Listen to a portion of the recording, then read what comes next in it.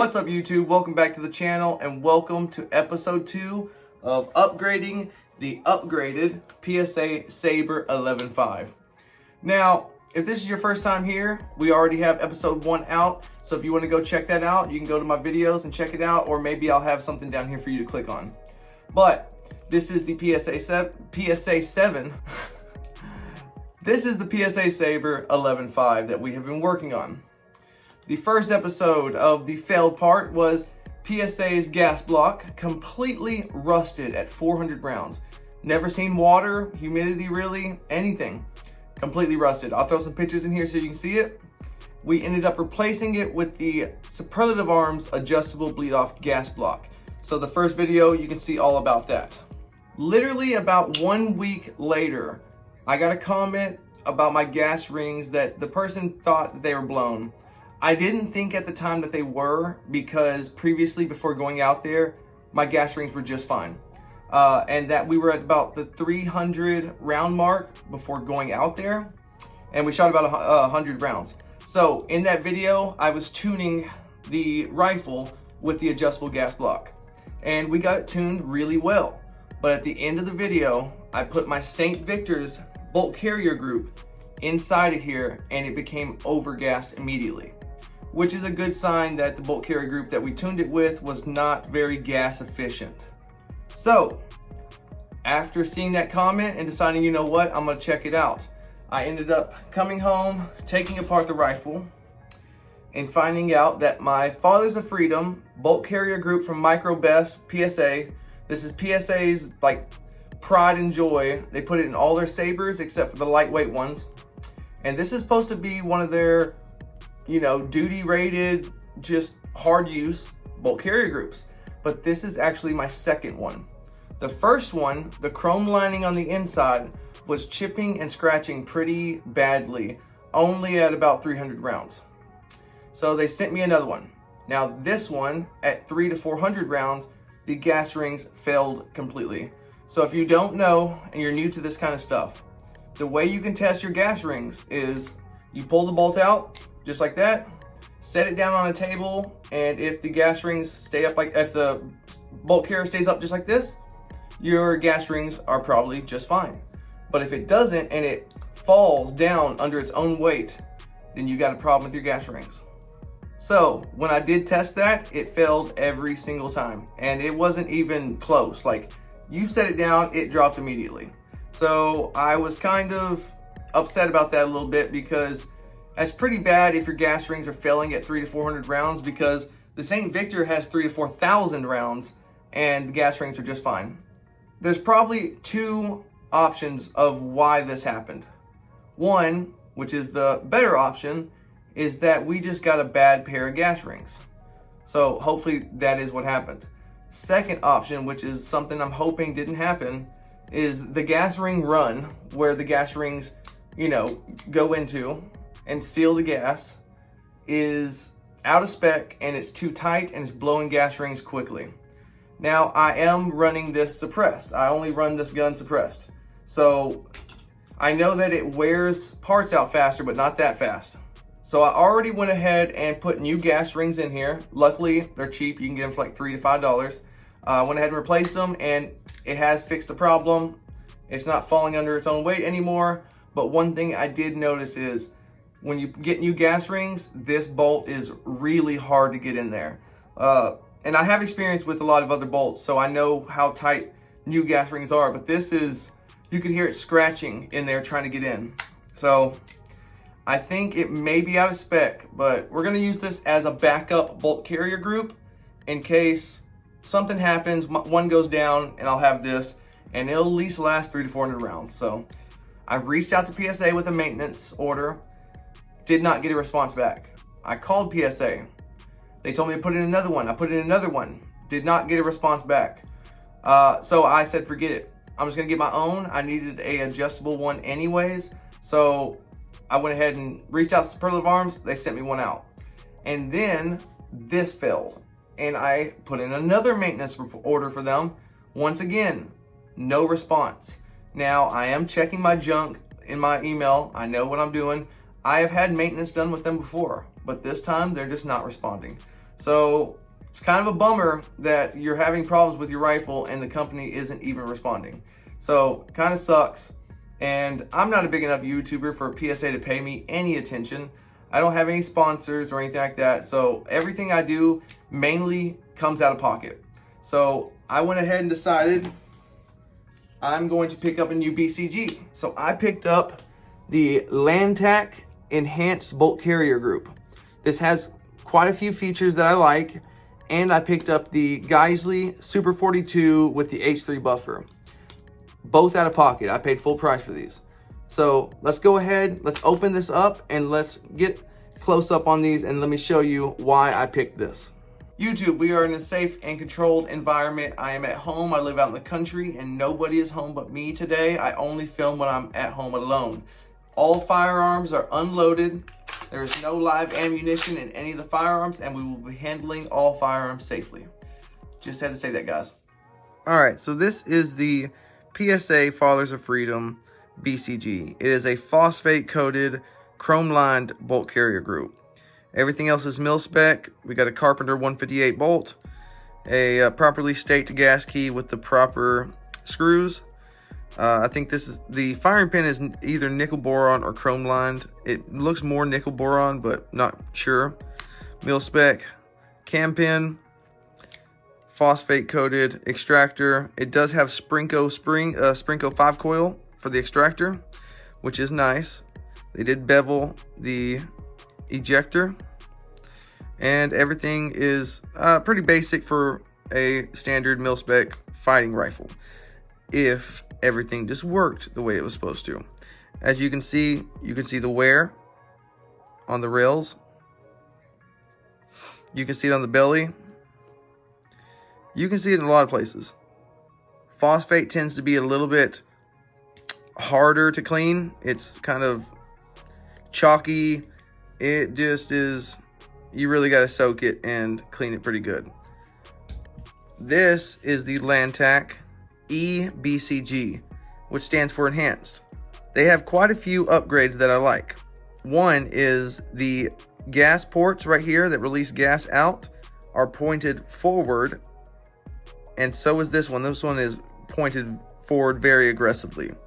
So it keeps it kind of out of the shooter's face so that there's less gas going back.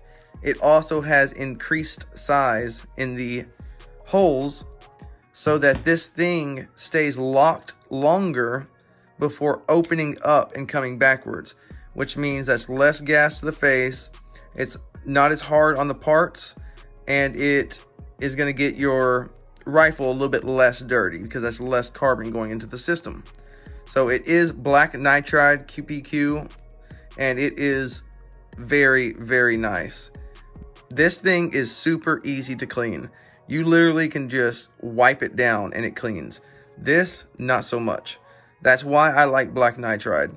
Now, you can hear all these coatings: titanium nitride, nickel boron, PVD, DLC. It doesn't matter. Whenever you hear somebody say, you don't need to use any oil, don't listen to them. I don't care what kind of coating it is, I'm using oil. So I oil this thing up every time. It's not oiled right now because I knew I was going to film this video and I wanted to show you guys. I did oil the internals of the bolt. So this bolt carrier group is made out of 8620, the carrier.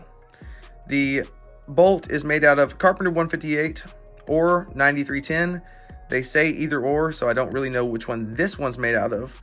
But it is magnetic particle inspected, which I don't think it really, if you're not high pressure testing the bolt, magnetic particle inspecting is kind of, I guess there is a small point to it, but really there's no point in it if you're not high pressure testing it.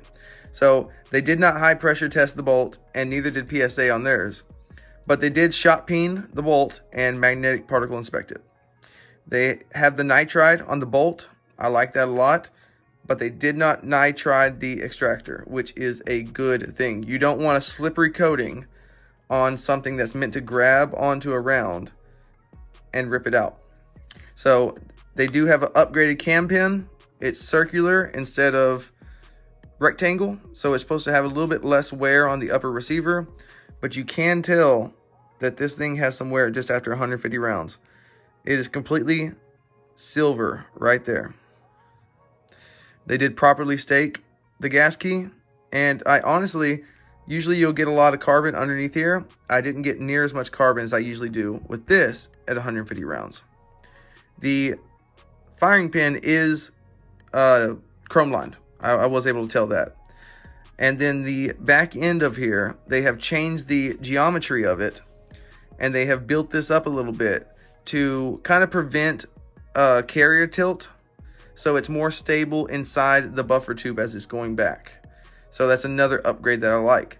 They have reinforced the back end. They have changed these to go forward facing and let out more gas so that this opens up slower. Upgraded cam pin, and I think that's about it. But I really like the coating a lot. So the next thing I upgraded to the Geissele Super 42 with the H3 buffer. This is a braided wire buffer spring. There's a lot of science behind why this is better. Geissele has a video on their channel, but pretty much whenever this spring is compressing and coming out, there's a lot of sound waves and just vibrations, and it causes a lot of stress to the spring. It causes a lot of sound, a lot of stuff. And they found out that with braided wire, the sound waves and vibrations are absorbed and each wire works together. And I can say right off the bat, I was able to tell a big difference. Now, in the cycling, whenever you're pulling the charging handle back, there is still a little bit of that scratchy sound, but the big difference is when you're shooting and the bolt is slamming forward. This Sprinko regular buffer spring, it sounds very springy, like a boing sound. I'll put a video in here to show you the difference between this and this.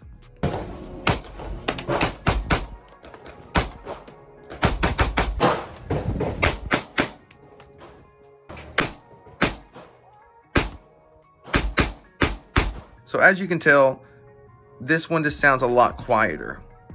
And comparing the two, if I line them up, you can tell this one is longer.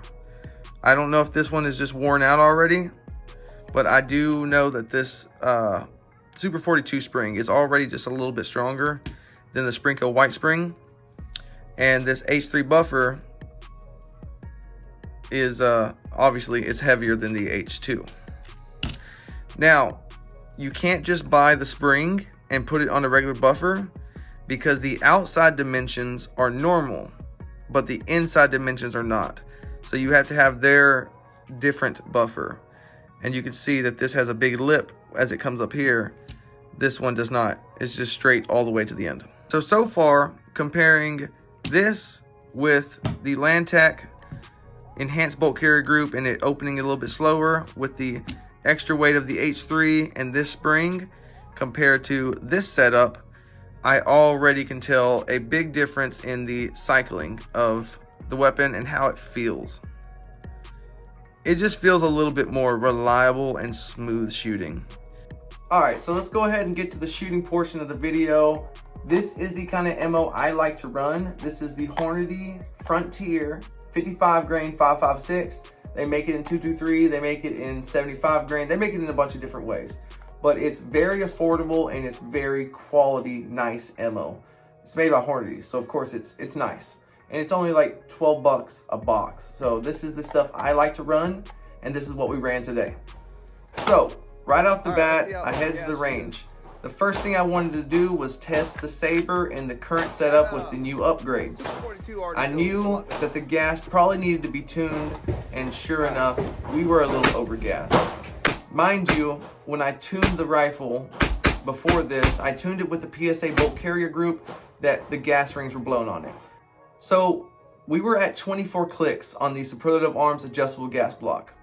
With this gas block, the more you spin the screw out, the more gas it allows to bleed off. It bleeds off the excessive gas out the front of the gas block. All right, I went ahead and did 5 clicks, so we are now at 25 clicks on the Superlative Arms. So let's see what is out.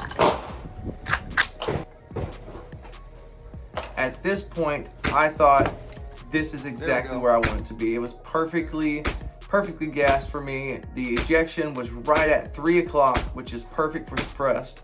Sometimes it's at 3:30, and that's perfect for me.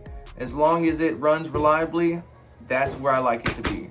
So 29 was exactly where I like it. So I had another guy come out, a buddy of mine. He works at the range. One of the range officers came by, decided to shoot my Sabre, and even he said this thing was very smooth. I think he was probably shooting 223, which is a little bit underpowered compared to 5.56 because the ejection went from 3 o'clock to about 4:30. So it still ran very reliably, locked open on last round, but it was a little undergassed with 223. So after seeing that, I decided I need to make sure that this thing will run reliably without the suppressor on. So I took the suppressor off and I ran probably 20 rounds through it. Woo, that's loud. Now it is very loud without suppressor, and I'm not used to it because I really only shoot suppressed nowadays. So it kind of caught me off guard. But it did lock open on last round. So that's loud. Perfect. We got it exactly where we want it. I think with this setup, with the Geisley Super 42 and the Landtac BCG with the Superlative Arms gas block, this PSA Sabre is right where it needs to be. This thing is such a pleasant gun to shoot. It just kept chugging along, smooth, perfect. Exactly where I like it.